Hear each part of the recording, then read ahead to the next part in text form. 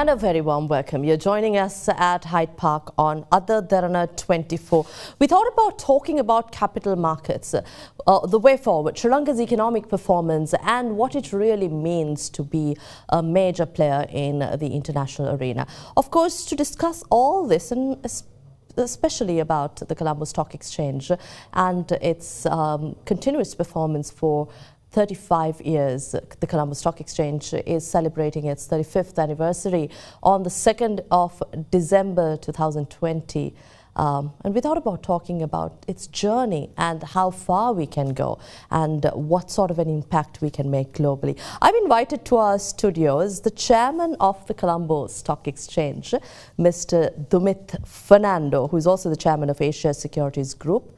And he was appointed chairman of the Colombo Stock Exchange on the 1st of July with over 25 years of experience in international capital markets and Sri Lankan markets. I think before you left, you were Group Chief Operating Officer for Credit Suisse Asia Pacific region. That's correct. That's before you returned to Sri Lanka. That's right.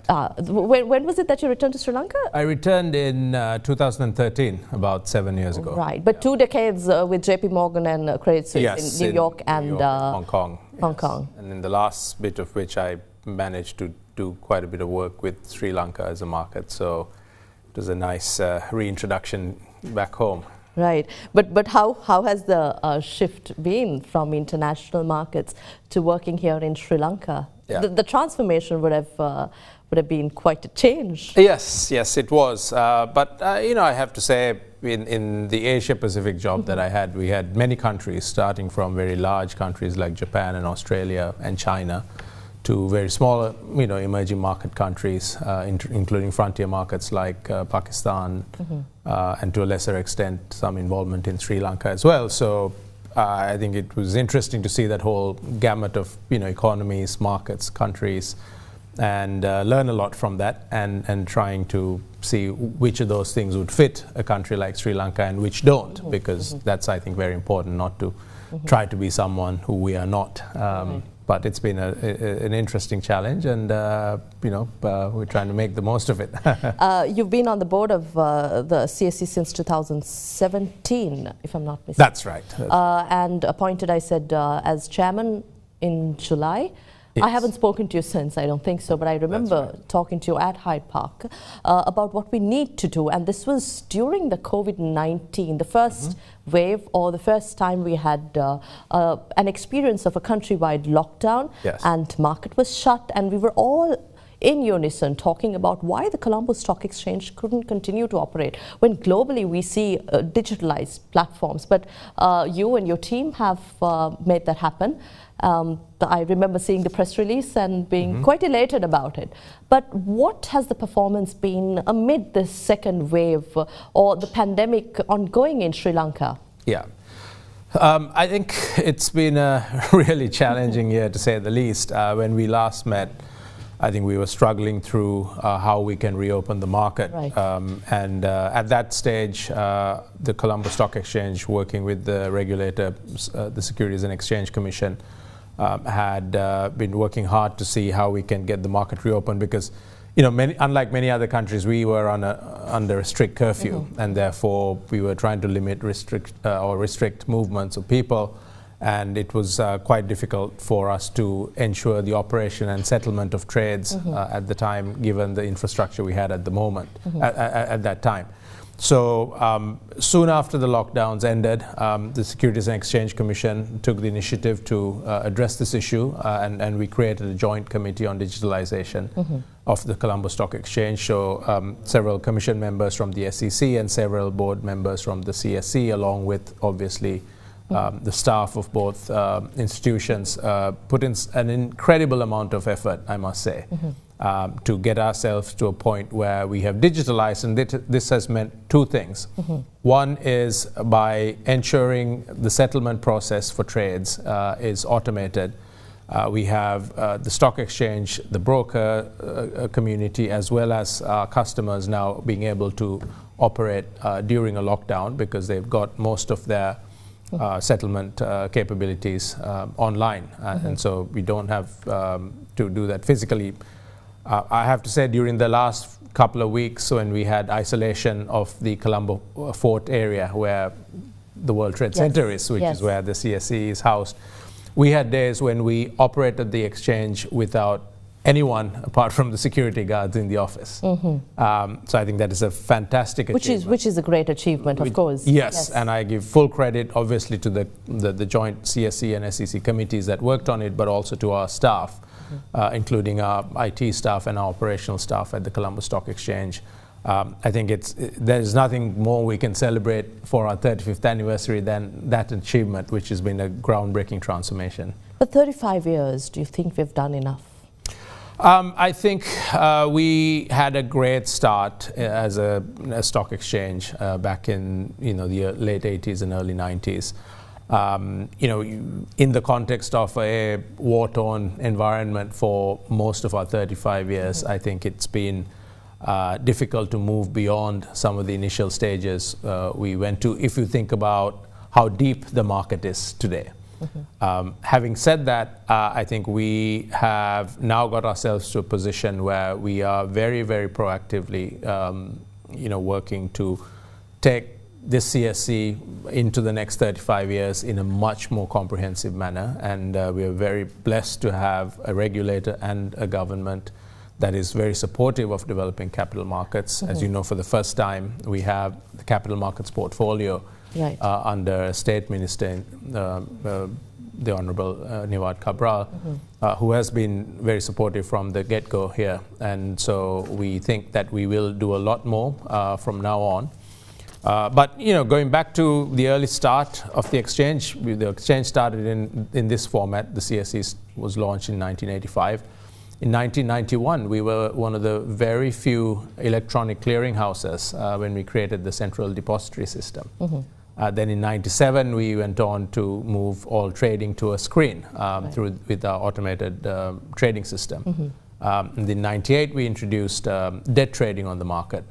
Now, since then, we've introduced some different boards for equity trading, but we haven't really introduced a lot of new products, partly because some of the exchange infrastructure has had to change. So we're getting that done in the first quarter of next year, in 2021. And after that, we should be able to look at a lot of new product introduction as well. Right. Something I wanted to ask you is the performance of the Colombo Stock Exchange and economic growth. Have you really understood the link between these? Does it really matter whether the stock market, the capital markets grow, so that that is reflected in the growth of the country, the GDP? We talk about numbers, we talk about market capitalization, we talk about turnover, but do we really understand the linkage here? What does it mean? Honestly, for us, to us laymen, we don't really know what it means. Yes, I think for the public, a lot of times the stock market is just a place where you can invest in a share and either make money or take some risk, sometimes unfortunately lose money, but it's just a trading venue. It's a lot more than that in the national economic infrastructure. Clearly, the fundamental value proposition of a stock market is a place where companies can come to either raise capital or risk manage through diversifying the risk of ownership of their company's equity or their debt. And that's fundamentally critical so that savings can be channeled to the growth of companies. Without that savings being channeled through platforms like stock exchanges, to companies who are investing to grow and build revenues and generate contribution to the GDP, you will have stunted growth in some of these companies. So we hear a lot of complaints from companies about the limited sources of capital they have, that they are over-reliant on one form of capital like bank debt or a few other things, but that equity capital is really hard to come by. And that's critical. If I'm getting a little technical now, but capital structure in a company has to have a good, solid basis of equity for it to even be able to go and borrow from a bank.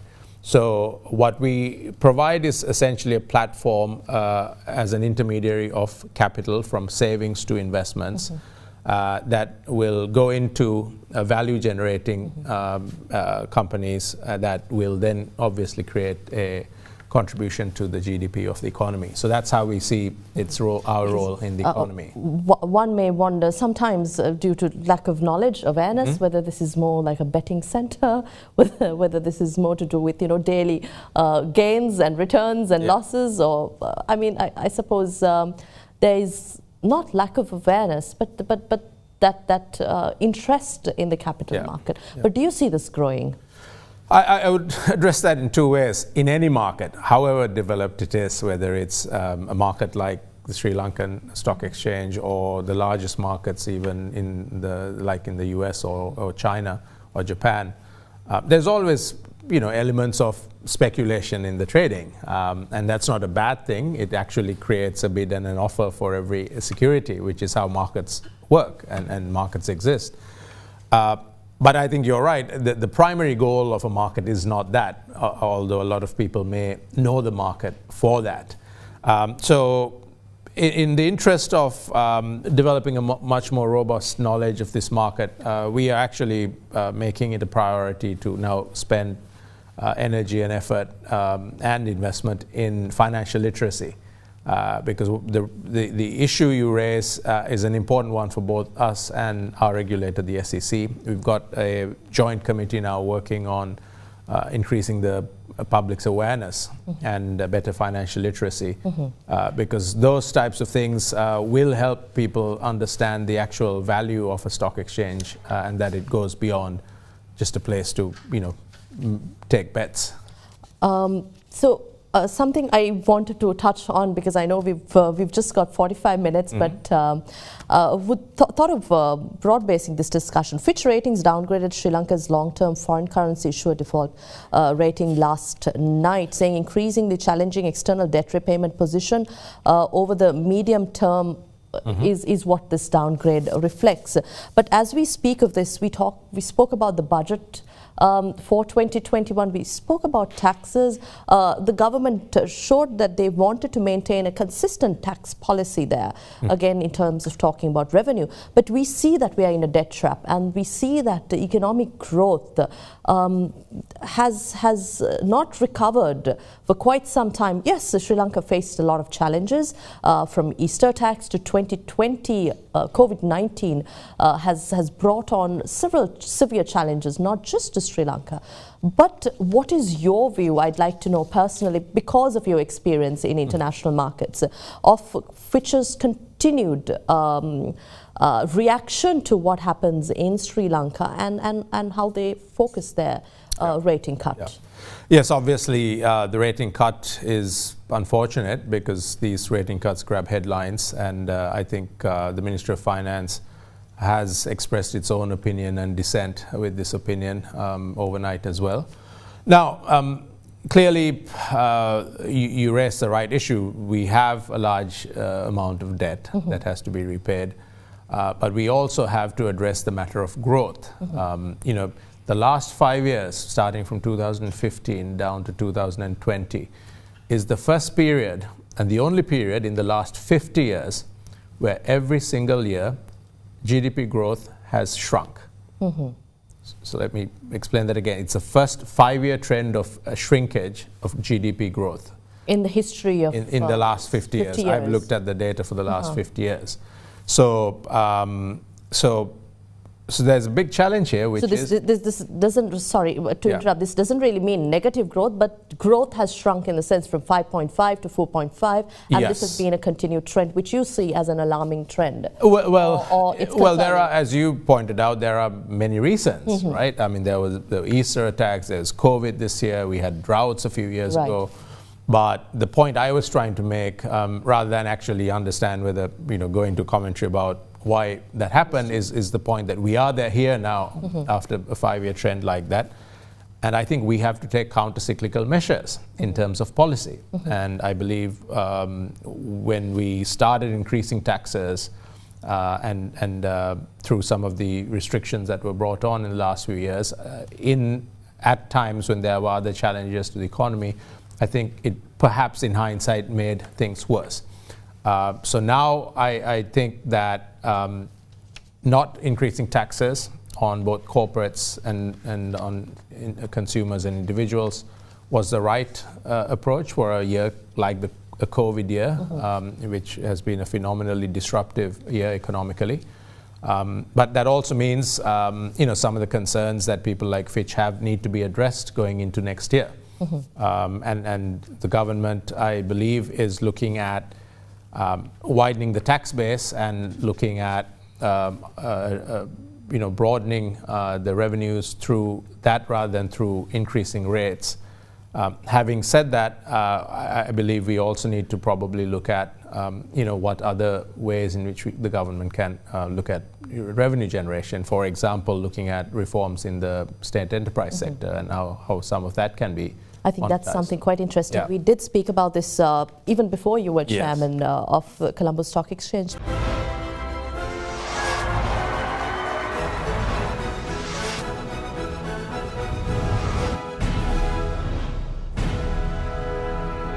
I'd like to touch a little about the budget and the kind of emphasis it has given to the Colombo Stock Exchange. What is the message we're giving to the country here? We've been talking to ministers, senior officials of the central bank about the change or the trend, the kind of focus of the budget from giving out handouts to a more policy directive. But this is not something that somebody could understand too, the direction of the economy, where we are going. But if you understand what the government has spoken about capital market, about listing, about encouraging new listings before the 31st of December, if you can shed some light into what kind of message we are trying to give here. Yeah, so I think there were a couple of things that came through in the budget. The first one, I think there was a tax deduction you could take for investing in the stock market for 100,000, roughly 100,000 rupees a month. Clearly that should encourage more people to think about investing in the stock market, and I think that's a great thing because that's one incentive that allows more capital to come in from savings into shares. Now, as I mentioned earlier, our role is to be an intermediary of that capital to take that into companies, to finance companies. Now, in a time like this, where companies are complaining about a lack of access to capital, lack of access to debt financing, I think to create the incentives to create more access and more flow of equity capital into them is a good thing, in my opinion. And we as a stock exchange are ready to obviously play our part in intermediating that. Now, at the same time, the incentives provided for companies to go and list, if you registered to list before the end of this year, or listed before the end of, actually listed before the end of next year, you get a 50% tax deduction on the first year plus 3 years of tax at 14% corporate tax. Now, that is a good incentive because that should hopefully then push some of these companies to come and list as well, because we want a vibrant capital market. Our market capitalization to GDP is still under 20%. Our aim is to take it to closer to 60%. Okay. So we have a lot of work to do, and we're doing a lot of other things as well, but these economic incentives that we've had through the budget will certainly help with that, and we think it's positive. So does this mean when we say you aim to take it to 60%, you said, which also will be reflected in the GDP growth if no, so I think what we're trying to say is that as GDP also grows, we want to raise the percentage of the companies valued that are sitting in the stock market. So that will happen through one of 2 or 3 ways. If the valuation of their current companies goes up. Secondly, if new companies get listed for equity. And also if we can list more new types of instruments like REITs, the real estate investment trusts that we have talked about, which will all add to the market cap, and that just is a reflection of how much of our economy and is actually operating through the stock market. When you say the stock market is revamping its listing process to create and streamline the approval process to a single window approach, what do we have now? What does this mean? Are we saying that the SEC will not be involved, or is it that the CSE will not be involved? Will there be a different process here? What does this mean? So the reason we've taken up revamping this listing process is because we've had feedback that it is somewhat rigorous and potentially duplicative in some senses. So apart from the economic incentives that we talked about, we want to also make it easier for companies to come and list. So we're cutting through all the bureaucracy that may have existed in the past within the stock exchange. So in terms of the documentation requirements, the information that needs to be provided, we are looking at everything we require now and saying, are some of these redundant? Are some of these not adding value in the process? What we're not trying to do is bring down the standards for listing. Okay. What we're trying to do is to say we have an established set of listing rules. We want companies to comply with them. We will be more open to making exceptions if we have alternate ways to measure up those companies. And that we will make sure that companies are given, the single window concept is one where the company is given one customer relationship manager from the stock exchange when they want to list, who will basically help that company navigate through the entire process so that you don't have to go from pillar to post trying to understand where your approval process is stuck. In terms of working with the SEC, at the moment we have a dual approval process where the approval goes through the CSE and then through the SEC. It's something that has been in place over the last 5 years. We had an extremely constructive conversation on this with the SEC Chairman and Director General last week, and I think we are on the same page. We see eye to eye that we have to try to make this process easier. The CSE is, after all, regulated by the SEC. So we're trying to make that approval process one where both parties' requirements and concerns are very, very adequately met, but at the same time to make it a bit more painless for companies who are looking to list. What we know and what we've spoken about is that we would like to see the SEC and the CSE working hand in hand as regulator, the SEC, and as facilitator of markets. Yes. The Colombo Stock Exchange. What is the relationship like? I know I don't want to go into any politics here, but this is something in the media that we've spoken about. Why the regulator, its role, and how the CSE should comply, or how the SEC should look at ways of bringing necessary regulations. But what more do we need to do rather than talking about whether the relationship is fixed or not?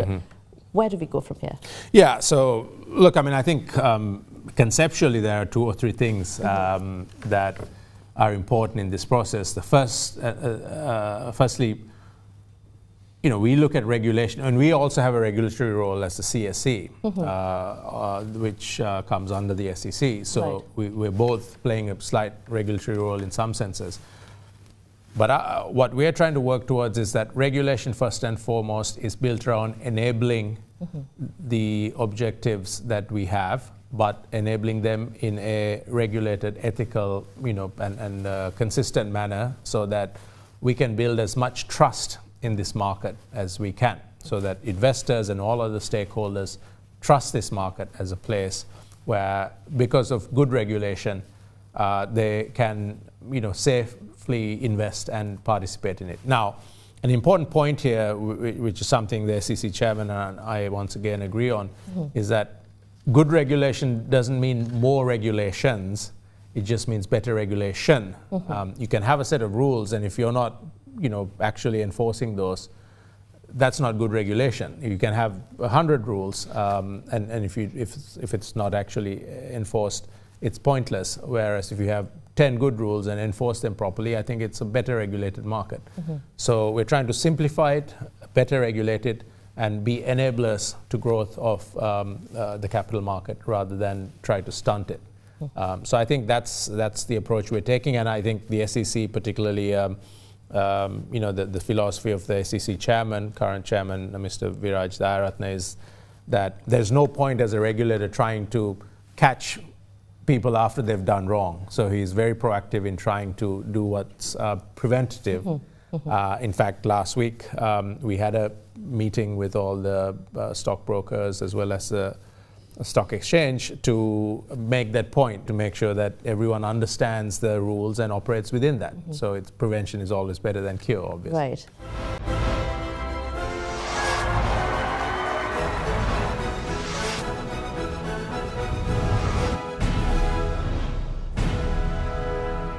about state-owned enterprises. You did try to talk about revenue, how we can increase revenue. We're also talking about reviving SOEs from economic growth, from revamping the state government enterprises point of view too.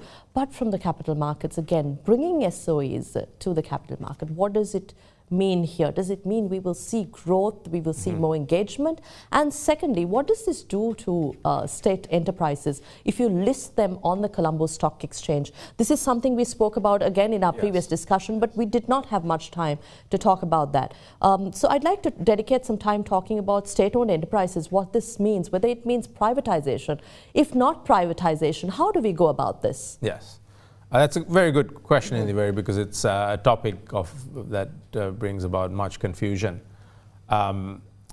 Listing at its basis is commercializing enterprises a little more. Right. Right. Forget the ownership part and all of that. Even if you're listing a company just to raise debt, not equity, just to raise debt, if you want to issue a corporate bond, list a corporate bond or debenture, you still have to go through a process which can be very helpful and constructive for companies, or in the case of state-owned enterprises, for them. There is a governance requirement, there are disclosure requirements, reporting requirements, which all make sure that the companies operate in a disciplined manner within a set of frameworks, and the SEC Act, which has been well thought through to make sure that investors are protected, and that in itself is a win from listing. Outside of that, I think it is an opportunity to unlock value in any company, whether it's a state-owned or private company. I think by listing you can realize that value and also raise capital. So the way I approach this as it relates to state-owned enterprises, as you said, listing is not about privatization. Listing is about helping state-owned enterprises grow faster by raising capital, which the government may not be in a position to provide at the moment because the government has many other priorities. But to raise capital from the public, from savings pools of investors, and use that capital to generate faster growth and therefore faster dividend to its shareholders, which primarily will continue to be the government. So it's a great way for the government actually to start earning better dividends from these companies if they can grow these companies faster, make them more commercial, make them more competitive through the listing process by actually taking capital from the public rather than pumping that in from the treasury. So that's the thesis that we would like to talk about, and we're very open to come up with new ways in which SOEs can list without losing control, and we can talk about that if you wish. Yes, I want to touch on that because ownership, privatization, these are very sensitive topics in the Sri Lankan context, especially privatization, and who will own these state-owned enterprises once it's listed on the Colombo Stock Exchange. How does this go as a percentage? Do you really give out voting rights? Or do they have ownership to a percentage? Does a private entity or individual have ownership to these SOEs? What's the kind of framework that you're working within? The primary framework we're looking at is that the government will first have to, obviously come to a conclusion on which of their assets are core and strategic and what are non-core. With non-core assets, the government can obviously decide whether they continue to hold controlling stakes or not. Right. So leave that to a side. But for those core assets or core state-owned enterprises where the government does not want to lose control, we think we have frameworks within which that can happen. Firstly, if you list a minority of the shares, say even a 10% listing to the public, again it helps you achieve the objective of raising capital from the public without tapping into the already stretched treasury.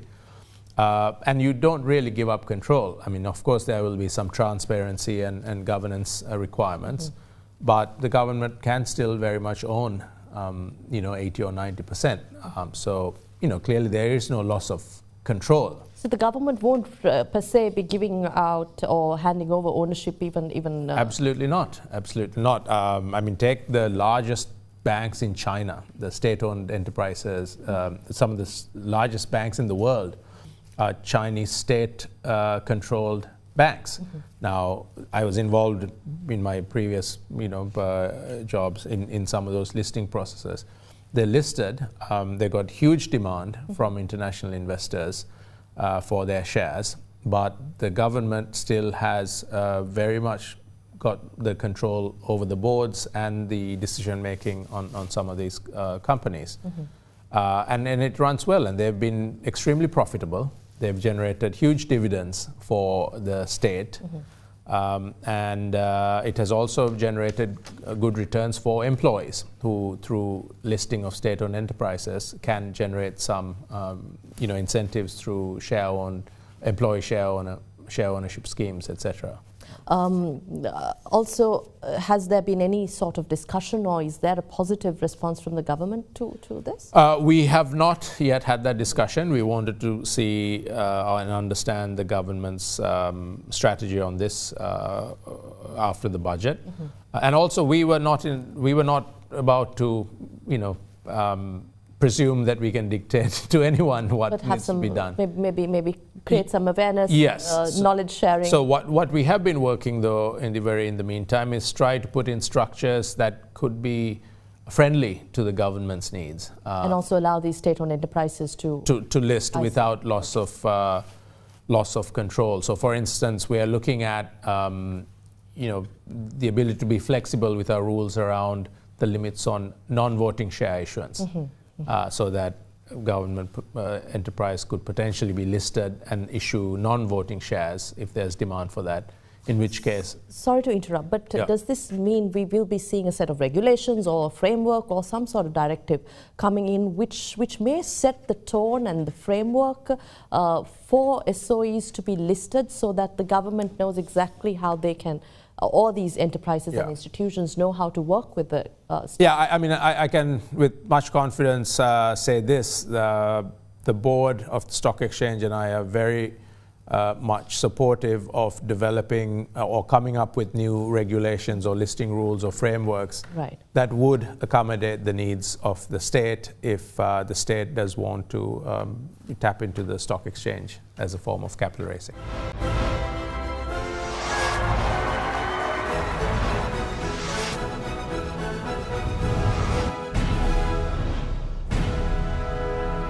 I don't think we have much time, though, but we're talking about 2021 and 2020. Yes, we've had many challenges, but going forward, what you aim to achieve? I know we spoke about market capitalization, but as the Colombo Stock Exchange bringing more and more investors, we spoke about retail, but we also did not have time to talk about foreign investments. I think this is really your forte. This is what you've been talking about, increasing foreign investor participation.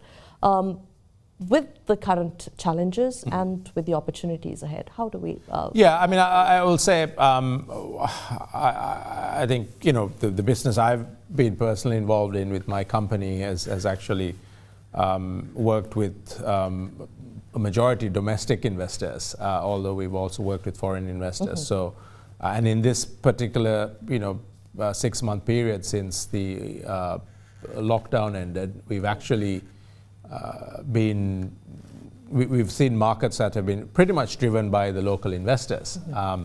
And I think that is an essential part of what we needed to get going. So we had a real challenge with a very low number of individual or retail investors operating in this market.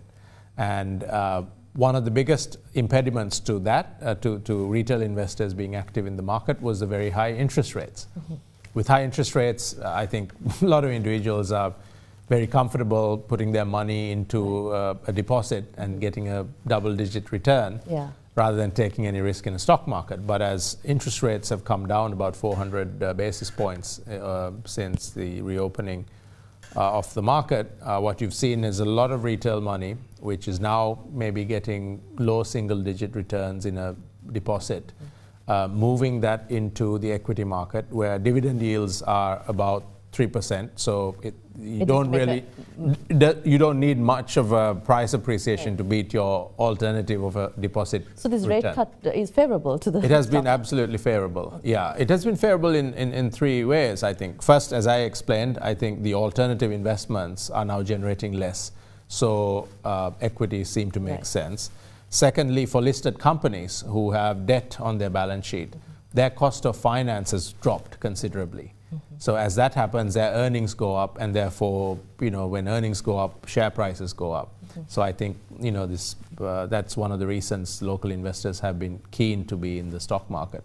And the third reason is we have, a material amount of trading in the stock market done through on margin, which is basically when an investor can borrow against your shareholding up to a maximum of 50%, and then use that to trade. So their cost of borrowing to trade has also gone down because so margin rates have gone down because of interest rate drops, and that has also encouraged them to borrow a little more and trade more actively. So it has certainly helped the stock market.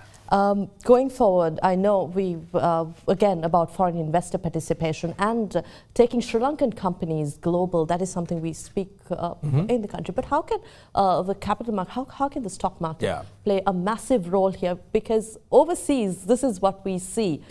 Top global companies, big companies, making it big. But here in Sri Lanka, we see something lagging, something pushing them behind.